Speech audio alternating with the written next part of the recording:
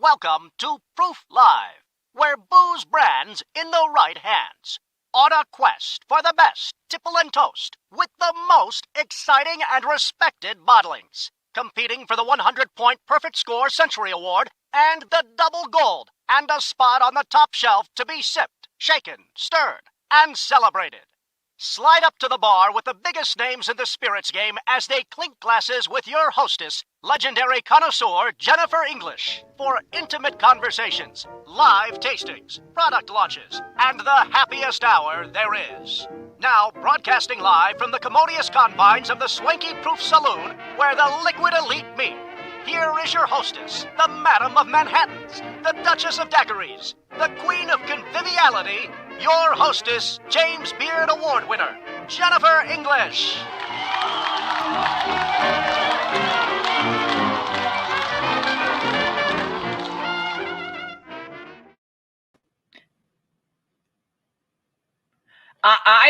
Jonathan, let's put that back up because we made that go away. Look at that.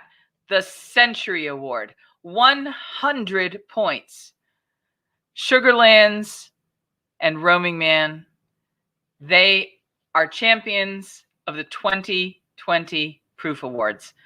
It's our pleasure and honor on this beautiful spring day. Can you think of anything more delicious to do than to introduce one another to the most delicious things we know? To taste, to learn some techniques about how to taste to improve and enhance your experience. And who am I to tell you all of this and to bring my friends in the business together? I'm Jennifer English. I am the editor-at-large of Food and Beverage Magazine, and these are my friends in the business. The Proof Awards, of course, is one of the most esteemed competitions for the spirits industry. The judges have been the buyers who understand what it is to really be exquisite and irresistible. Examples of the best in each category, and we're going to talk about that today.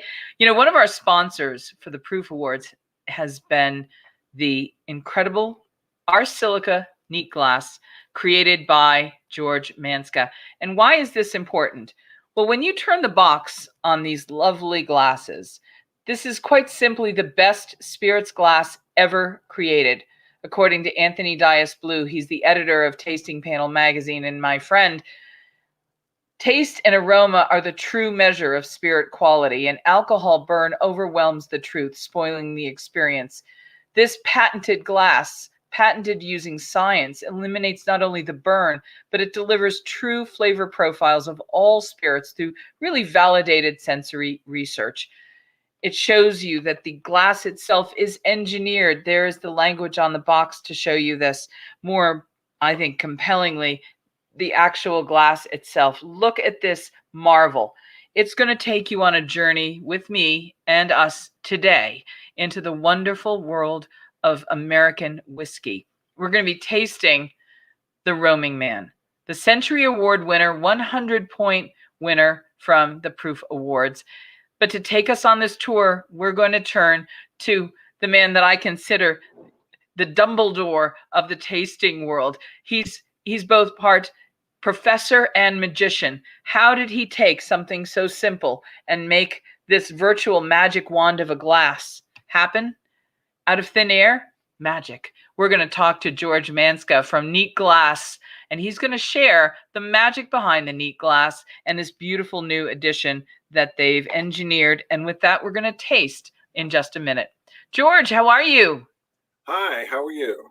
George, every time we talk, I'm utterly fascinated, and I'm always grateful to have you on.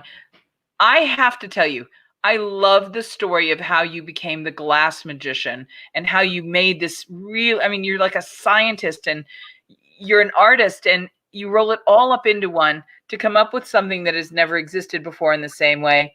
This is the ultimate tasting glass. And to prove it, it's used by no fewer than 5 of the world's most prestigious tasting awards. Will you talk about your glass journey? Sure. It all began with a glass blowing class. I was urged by a friend at a wine tasting to get into glass blowing, and his name was Dale Chihuly, the famous glass artist. Wow. And in the course of going through the glassblowing class, we made a mistake. Well, I brought that mistake home along with all the other little cute things like paperweights and vases and glass flowers, and I set them on the shelf. A couple months later, I came home with a bottle of cask strength Macallan Scotch. And I looked around for a glass. My tulip glasses were in the dishwasher. So as I turned around, I noticed this glass kind of saying, "Come here, try me." And I pulled it out of the curio cabinet, brought it into the den, sat down, and poured up a little whiskey. And when I got it up to my nose, I noticed, oh my gosh, this is supposed to be cask strength, and I can't smell the alcohol on it. What's wrong? So I got the tulips out of the dishwasher, cleaned them out, and came in with a side-by-side. And I got an incredible amount of nose burn from the tulip glass and no nose burn from my neat glass. So I knew we were onto something, and me and a friend, Christine Cernick, ended up actually co-inventing the glass together, because Christine ran all of the tasting studies and everything else we needed to do to narrow this glass from all kinds of different possibilities down to one shape. We went through 52 different iterations to come up with this. It took us 10 years of research to decide how big is the flare, how big is the opening, how big should the bowl be, how tall should the glass be. And we went through time after time after time of empirical testing and panel observation and ratings. Every dimension of this is a deliberate and intentional manufacturing. There's something powerful about this. Does it work well for every spirit? Yes, it does, because here's the problem when you're tasting spirits. Ethanol is an anesthetic. It numbs the nose. You don't know it when you're sniffing this stuff, when it's all concentrated in little glasses, that you're actually numbing your olfactory receptors and sensors with every single sniff. So if you open the glass up, if you squeeze the aromas and release them, the ethanol is the lightest aroma, and it runs to the edge of the glass. In the center of the glass, you smell no ethanol, and you smell all the characteristics of the distillation. So that makes it much easier to detect a lot of things. The distiller can tell whether he made a good head cut or tail cut just by tasting it or smelling it in the glass. And everyone who spends over $100 for a bottle of liquor can actually see what they got for their money, because without the ethanol in the way, numbing your nose, it tells you everything, the true profile of the spirit.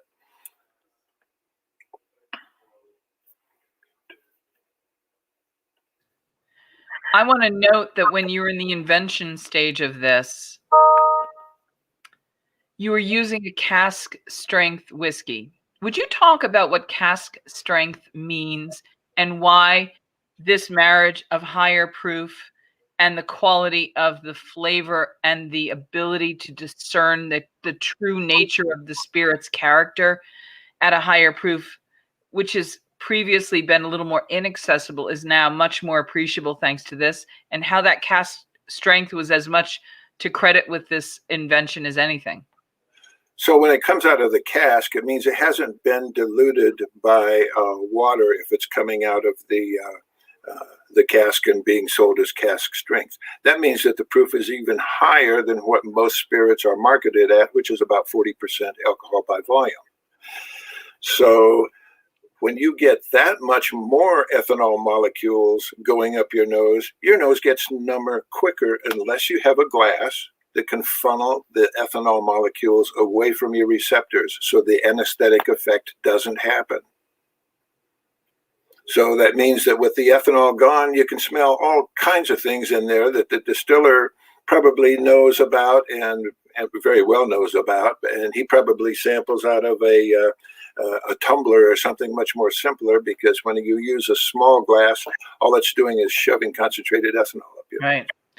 Well, when I asked you about doing this tasting today, you said, I've got the perfect distiller to bring in to have this conversation and to make the points about how this glass really performs at the highest level. And of course, you turned to a distiller who is performing at the highest level. Would you introduce our friends to Greg Item from Sugarlands Distilling, the head distiller of these remarkable Roaming Man spirits? Well, I'm going to tell you, I know about Greg by association on the outside, and not so much have I ever met or talked to Greg before. But I'll do the best that I can. I have a good friend who is in the Knoxville Bourbon Society. His name is Stephen Lowry, and he started publishing posts of Roaming Man. I had to get some.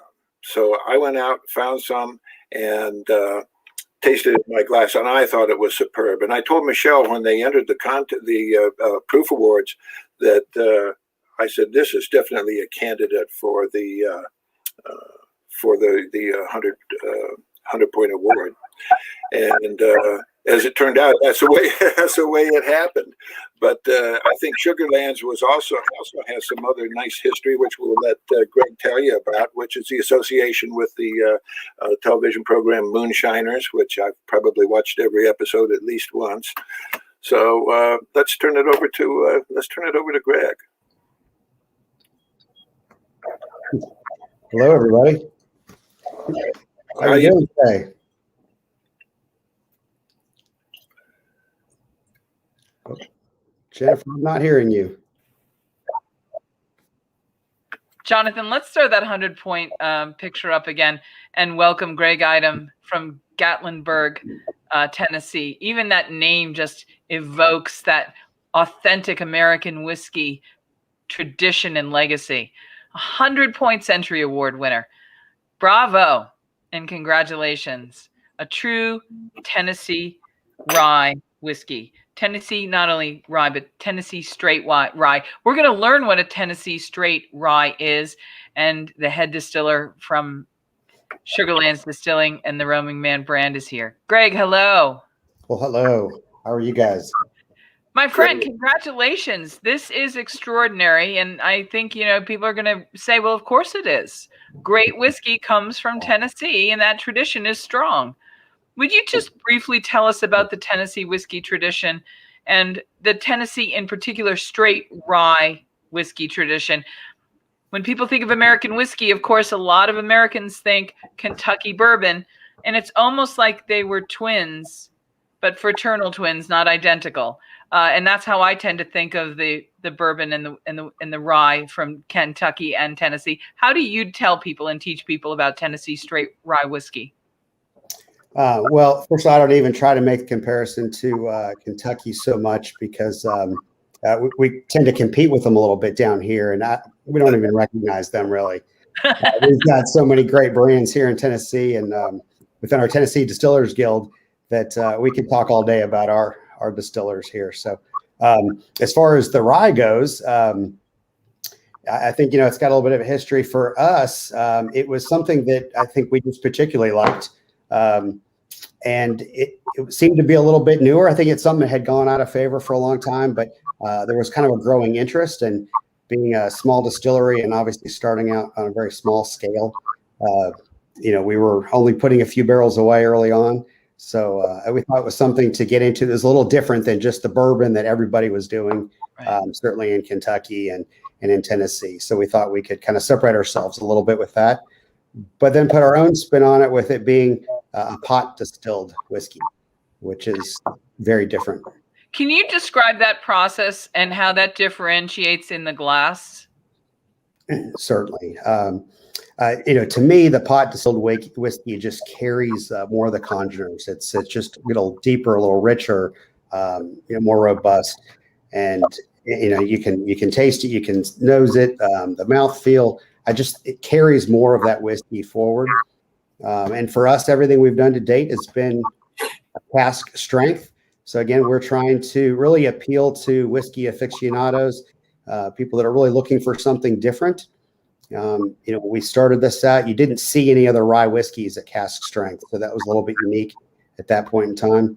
We're starting to see more and more of those now, but we wanted to deliver something that, again, was a little bit unique, but just straight out of the barrel, so you could experience it without any adulteration at all. And we loved what we were getting, and so we've just kind of stayed true to that so far.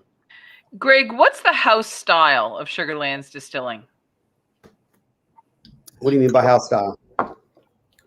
Well, what's the philosophy of flavor and the intention you bring to the finished product, and that notion that when I have 3 whiskeys in front of me, I'll always be able to pick out the Sugarlands for its distinctive character and its essential flavor? Certainly. Well, certainly, thus far, it's always been rye whiskey for us. That we've got some other things in the works, and then really just that full body, a little higher proof, obviously coming in at cask strength. We've been playing around with different proof levels in the barrel. There's different things that are soluble at different. The higher the alcohol content or lower, it's gonna pull different things out of the oak. So really playing around with that, and then mixing those barrels, blending those barrels together a little bit to get the character that we're looking for. One of the things that we've been doing is really trying to bring forward some of the fruitier notes to it. Even though rye whiskey tends to be very spicy, we let our mash sit a little bit longer. So after the fermentation has been finished, we let it sit, 2-3 more days, and really let some of the bacteria set in and develop, get those acids in the whiskey. And then as it ages, obviously, as it's breathing, that esterification that takes place over time. So that's where you get some of those fruity notes. And so that's what we've been kind of pushing towards. And when you talk about the spicy flavor of the rye, I think that's why people are rediscovering rye, for all of those complex, wonderful notes. George, you chose this particular distillery not only because they got the 100-point Century Award, which, Greg, please, congratulations. It's a wonderful, wonderful achievement for American whiskeys to have this prize bestowed upon you, to recognize the extraordinary achievement that you've made at Sugarlands. George, tell me about what they produce and why it really shows off the glass magnificently.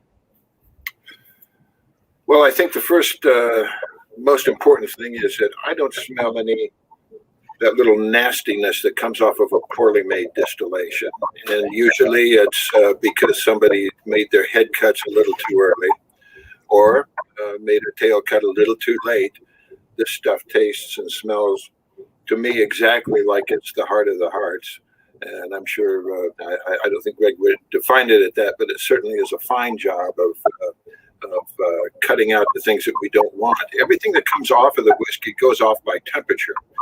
So those things that come off at the lower temperatures before the alcohol starts to come off, you want to get rid of those, and then keep the stuff that comes off with the alcohol, and then cut it off before the heavier stuff comes out of the vat. So that's kind of what we mean by the hard cut. I'm no expert. Greg is more the expert on that. But the thing that I like is that there's just nothing distasteful about this. And the rye seems to have a little prickly on your tongue, and that's always kind of a good indication that there's rye in it. But sometimes the ryes are so strong, or other things have happened in the process, that it almost gets a dill flavor to it. I think that the dill is kind of at a minimum here, if it's detectable at all, just very, very slightly. And I think it just makes for a really nice balanced whiskey. Greg, do you want to take us through your tasting? I'm sorry, say that again. Would you be good enough to take us through our tasting? Are the things that you're going to point out to us that you'd like to teach us about your beautiful spirit? Certainly.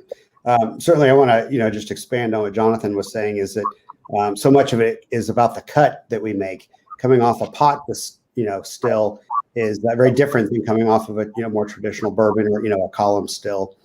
And so really it's about nailing those cuts. And I really have to give, credit to our distilling team. We've got a lot of great distillers. And, when we were making this rye whiskey originally, looking for that cut, we didn't want to get too narrow in the cut where we were getting just, just ethyl alcohol. We really wanted to carry some of those congeners forward, but not too much. So I think that's really the art in this. There's a lot of science, but the art comes in where to make those cuts. And then it really comes down to our distiller every day, making that consistent cut, and doing everything right through the mash process, and then running the still the same way every day, that consistency. So we've got a great team there. So yeah, let's nose this. And Jonathan, the glass, I love the glass. It's like I said, I think I've been using one of these for probably 7 years now. A local brewer introduced me to it, and I fell in love with it right away. You're right; it really cuts down that alcohol burn as it releases that, and you really can dive past and get into all the different particulars. So those congeners. So to me, I get you get some of that pepper and that spice, but I get a good bit of vanilla, caramel, maple syrup in there. I'm also getting one of the things I love most about the best rye whiskeys, which is that really sort of almost rye bread note. And I'm really getting that in a beautiful way here. Mm-hmm. I mean, it's rare because you almost always are burned in the nose by the aromas and the alcohol. You don't get to enjoy that subtlety. And because so many people are now making rye cocktails, to really have the luxury of having this expression speak to you this way and removing the noise of the burn, you can really hear its story in the aroma. I just love this. Mm. And of course, Greg, I have to ask you, given that you're in not only whiskey country, but barbecue country, is this screaming to you for some really wonderful brisket and Q the way it is to me? It does. We enjoy our barbecue around here for sure, and this goes very well with it. This might be the perfect pairing. Do you get any fruity notes on your end? I feel like I get a little black cherry.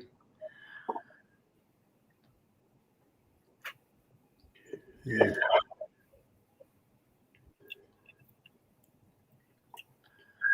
Of course, that all comes up through the retronasal through the back because it's part of the finish. But I get something that's almost apricot-y. Yeah, I was going plum apricot, pluquat. Yeah. I didn't want to be so fussy as to say pluot because it's both plum and apricot for me. But it's gonna have some of those darker fruit notes of the plum and the apricot. That sort of, it's got that beautiful stone fruit.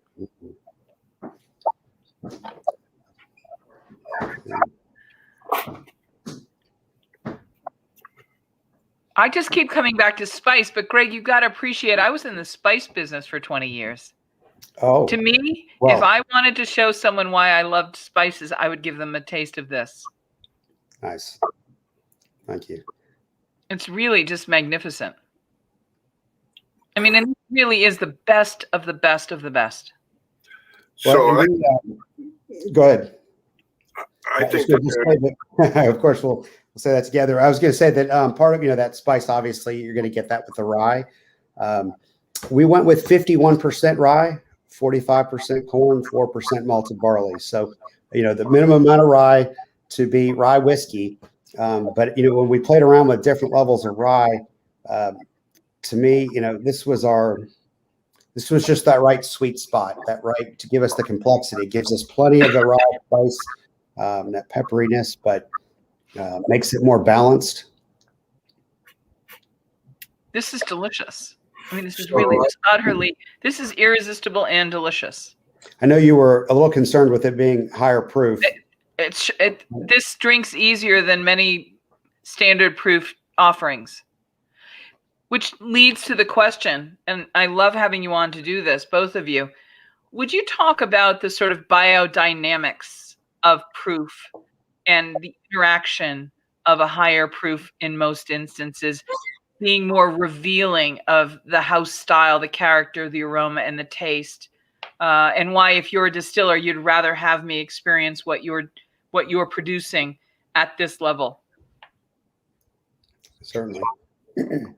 Well, to me, again, by not adding any water, by not diluting it back, you're getting, exactly what's being created in the barrel. There's just so many things going on in the barrel, and every distillery has their own unique style, their own unique processes, their own unique conditions, and that's where I always joke around with fellow distillers around here that not really joke. We've talked about maybe I make my mash and then have somebody else come over and run our mash on our still, and I'll go to his distillery and run his mash on his still, and we're going to get a different distillate coming out of it. So certainly the way you run your still is going to create something a little bit different, unique.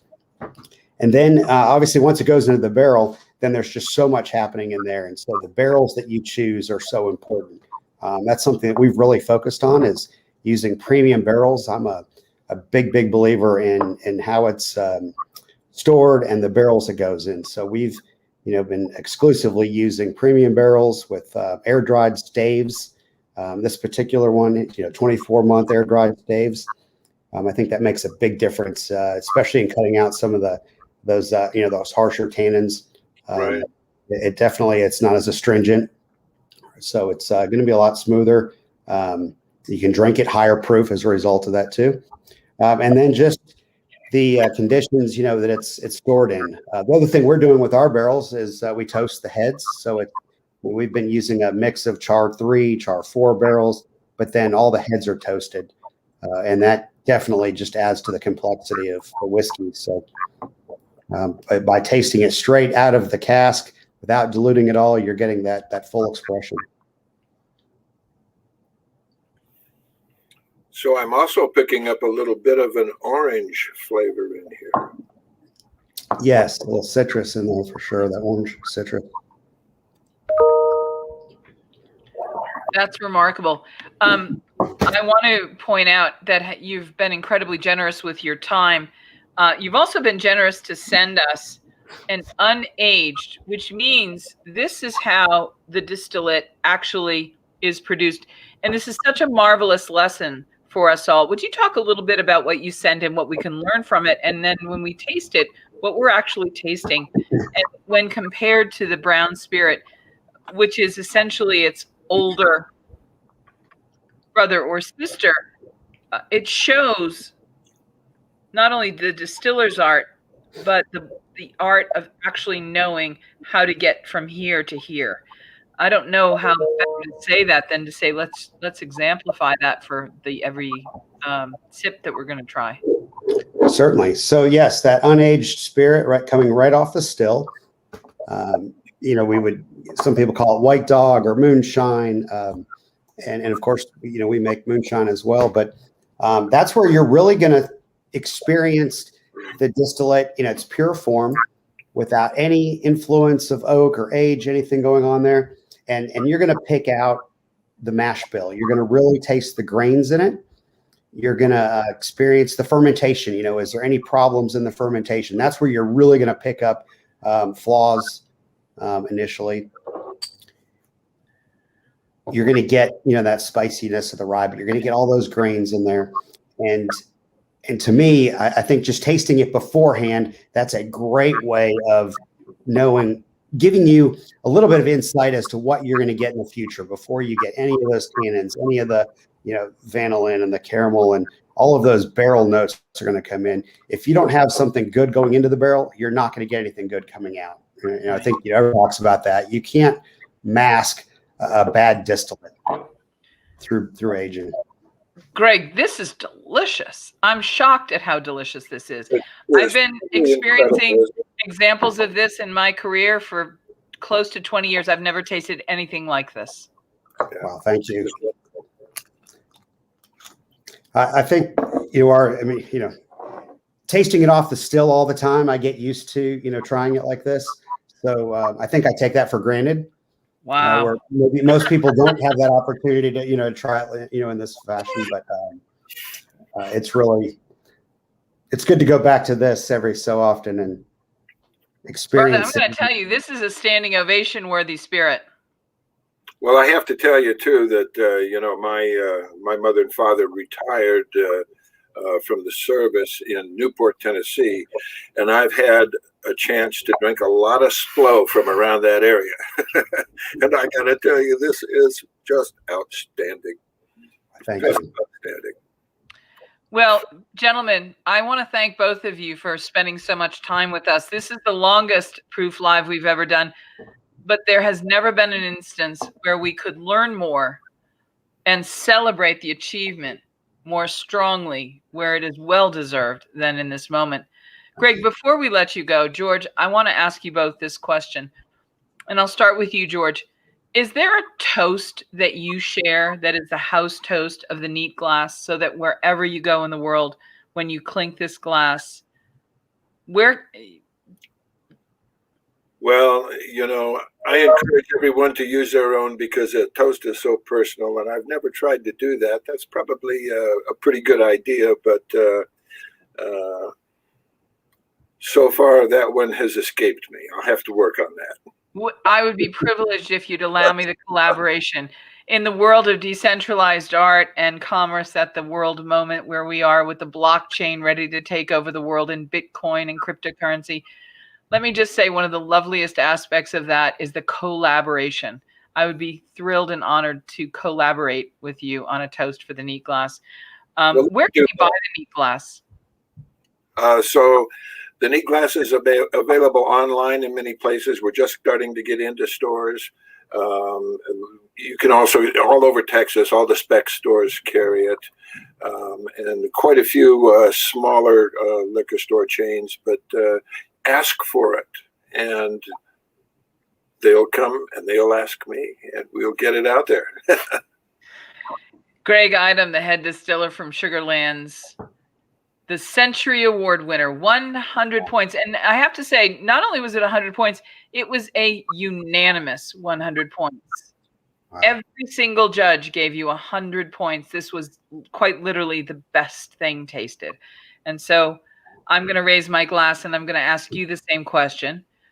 Is there a roaming man house toast, or a woods distilled toast, given your tradition? Yeah, I've had different toasts for the time, but I don't know that they're necessarily appropriate for this forum. But our house toast is Sips Up. Sips Up. Sips Up. How about, and where can we get Sugarland and Roaming Man products? Certainly at our distillery in Gatlinburg, Tennessee. Certainly all over East Tennessee, and it's going into Georgia, Kentucky, Florida, Texas. So as we make more, we're broadening that distribution as well. So it's keep looking for it, because it's coming out to areas near you soon. Greg, can I give you a gift? Please. May I please? Please. I'm going to use and give the gift to you of a toast that was my paternal grandmother's toast. And I think she would be very glad, as a rye whiskey drinker, that I'm giving this to you to now share with your friends, old and new, when you clink glasses together in this new Roaming Man tradition. Her toast, quite simply, is this, and never has it been truer than this. Here's to us, none finer. And when you have the finest rye whiskey in the world, those ring so very true. None finer. Thank you. Thank you. Delicious. Need a push getting your emerging spirits, wine, or beverage brand into the hands of consumers? Interested in winning a double gold award? Proof Awards, the ultimate beverage competition where all judges are beverage buyers, can jumpstart your campaign. Enter the Proof Awards. It's time to get your spirits, wines, and cocktail mixers the attention they deserve. Take advantage of the Proof Awards exposure and marketing program with Food and Beverage Magazine. It's all about putting your bottle into the right hands. Your brands will be tasted and rated by judges that are all beverage buyers for bars, nightclubs, resorts, casinos, liquor stores, big box retail, and many beverage distributors from across the U.S. Enter your spirits, wine, or beverage brand today. Hundreds of categories to choose from. One simple way to sign up. Visit www.proofawards.com. That's www.proofawards.com. and follow the Enter portal into our competition.